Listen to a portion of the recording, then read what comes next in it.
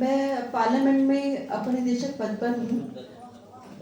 सभी लोग समझते हैं कि मैं कवित्री, पर मुझे कभी ऐसा लगता नहीं है कि मैं कवित्री हूँ, क्योंकि सर के आसपास भी नहीं हूँ, पर कुछ अपनी भावनाएं व्यक्त करने का साहस करती हूँ, तो वही साहस मैं आज आपके सामने करना चाहती हूँ। उनके आसपास क्या मुझे दिल में है आप।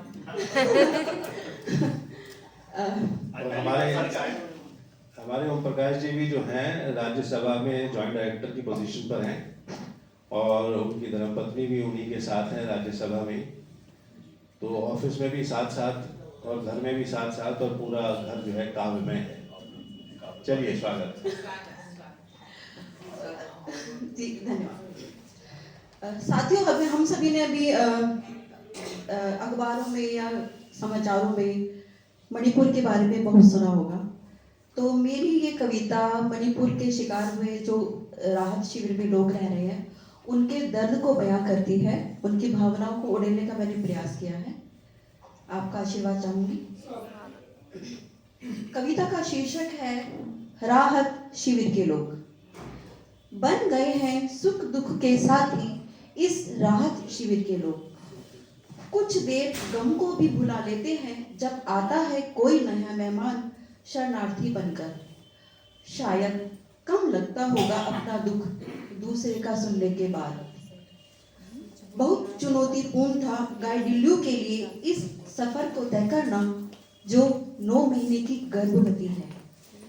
उसका शरीर तो बच गया है पर आत्मा जल उठी है पति को जिंदा जलते देखने के बाद।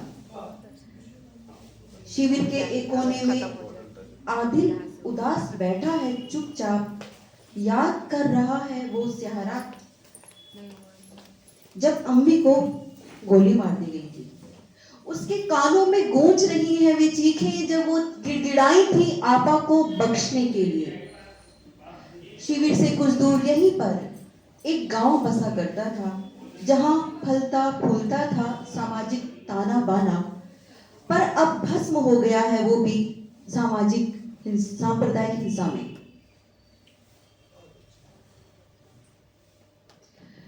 20 वर्षीय मरिया याद कर रही है उस रात को जब खुले में उसे भी लाइन में बिठा दिया गया था और टॉर्च की रोशनी में पहचान कर चीथड़े उड़े थे उसकी अस्मिता के। पर अभी तक ना तो इंसाफ मिला है और ना ही किसी ने जख्मों पे फाहा रखा है। गोंजल्विस आसपास के तनावों से बेखबर बजा रहा है एक कोने में गिटार। कौन जाने अपनों को याद कर रहा है या भुलाने की कोशिश। उजड़े घरों की निशानियां आज भी जिंदा हैं। उजड़े घरों की निशानियां आज भी जिंदा हैं और पूछ रही हैं, नए दरवाजे तो लगा दिए पर दीवालों पर लगे दरिंदगी के निशान कैसे मिटाओगे। शिविर में शांति है पर सुकून नहीं है।